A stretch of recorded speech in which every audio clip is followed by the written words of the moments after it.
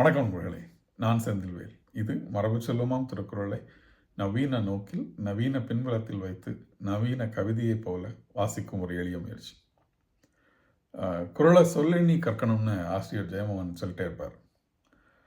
சொல்லெண்ணுதெல்லாம் ஒவ்வொரு குறளும் ஒவ்வொரு வார்த்தையும் ஏன் அப்படின்னு எத்தனைங்கிறதையும் ஏன்ங்கிறதையும் என்ன ஆர்டரில் இருக்குங்கிறதையும் கேள்வி கேட்டுக்கொண்டே இருக்கிறது. இந்த குறள் நம்ம இன்னைக்கு பார்க்க போகிற குறள் அதில் இருக்கிற ஒவ்வொரு சொல்லையும் விரிச்செடுத்து அந்த குறள் இன்னொரு தடவை பார்க்கலாம் அப்படிங்கிற அளவுக்கு ரொம்ப ஆழமாக எனக்கு தோணுச்சு.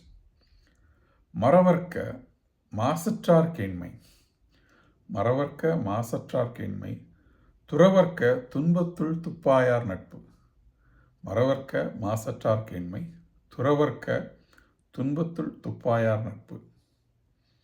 எளிமையாக பொருள் கொள்ளணும்னா மறவர்க்க மறக்காதே, மாசற்றார் கேண்மை, மாசு இல்லாதவர்கள், எந்த குற்றமும் இல்லாதவர்களுடைய நட்பினை, அவர்களுடைய உறவினை ஒருபொழுதும் மறக்காதே. அதே மாதிரி இன்னொரு ஸ்டேட்மெண்ட் சொல்கிறாரு, துறவர்க்க துன்பத்துள் துப்பாயார் நட்பு. துறக்காதே, யார் அப்படின்னா துன்பத்தில் உனக்கு உதவியவர்களுடைய, நீ துன்பத்தில் இருக்கும் பொழுது உனக்கு யார் உதவி செய்தார்களோ அவர்களுடைய உதவியை ஒருபொழுதும் மறக்காதே, ஒருபோதும் துறக்காதே.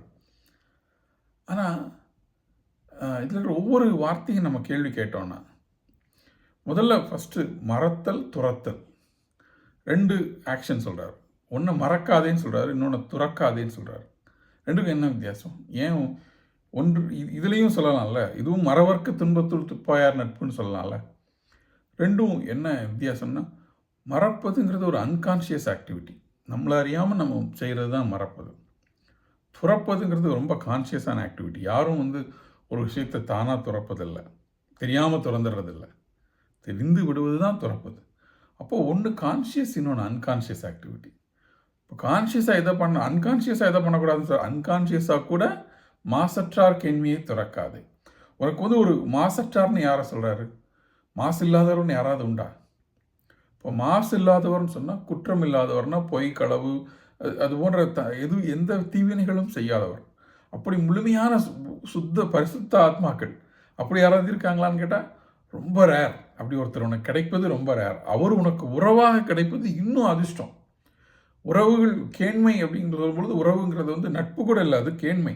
கேண்மை என்றால் உனக்கு அமைந்தது, அது உன்னுடைய உறவாக, உன்னுடைய அன்னையாகவோ தந்தையாகவோ மனைவியாகவோ ஏதோ ஒரு வகையாக உன்னுடைய உறவாக உனக்கு ஒரு மாசில்லாதவர்கள் அமைந்தால் அவர் அந்த நட்பை மறப்பது, அவர்களை அன்கான்ஷியஸாக மறக்க விடுவது. உனக்கு ஒரு அருமையான நட்பு அமைந்திருக்கிறது, உறவு அமைந்திருக்கிறது, அந்த உறவை நீ மறந்து விடுவதுங்கிறது எவ்வளோ ஒரு அன்ஃபார்ச்சுனேட் திங். ஒரு அற்புதமான ஒரு உறவை நம்முடைய அன்கான்ஷியஸாக மறந்து விடுவதுங்கிறது ஒரு அன்ஃபார்ச்சுனேட்டான ஈவெண்ட் இல்லையா? அதை விட அன்ஃபார்ச்சுனேட்டான ஈவெண்ட்னு ரெண்டாவது உள்ளதை சொல்கிறார். ஸோ மறவர்க்க மாசற்றார் கேண்மை, அதை விட எது அன்ஃபார்ச்சுனேட் அப்படின்னா துறவர்க்க துன்பத்துள் துப்பாயார் நட்பு.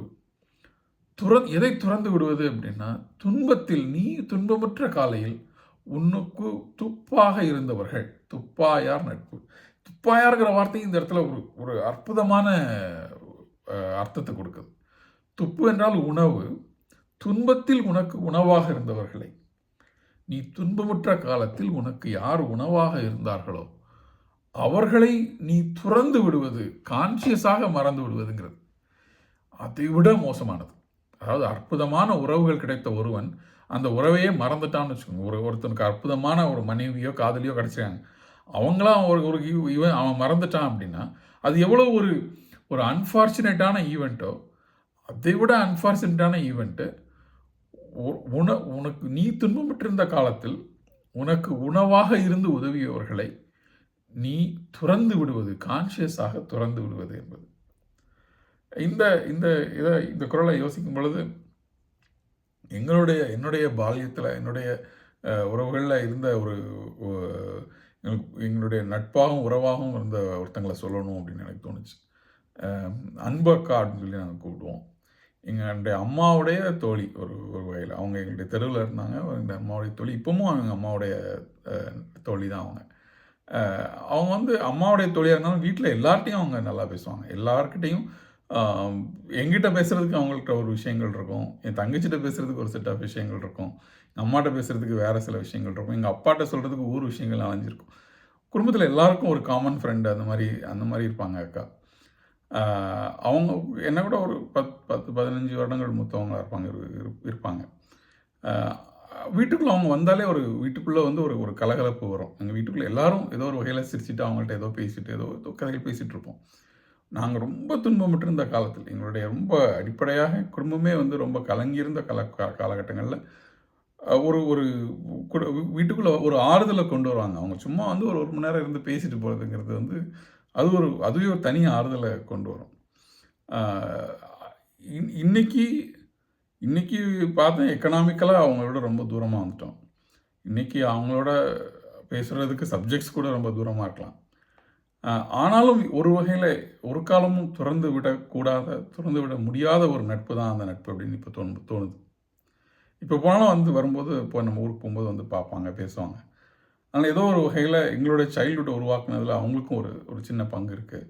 அது மறக்கக்கூடாத பண்பு அப்படிங்கிறது வள்ளுவர் சொல்கிறாருன்னு தோணுது.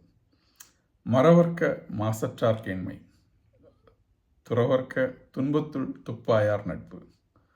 நன்றி நண்பர்களே, சிந்திக்கலாம்.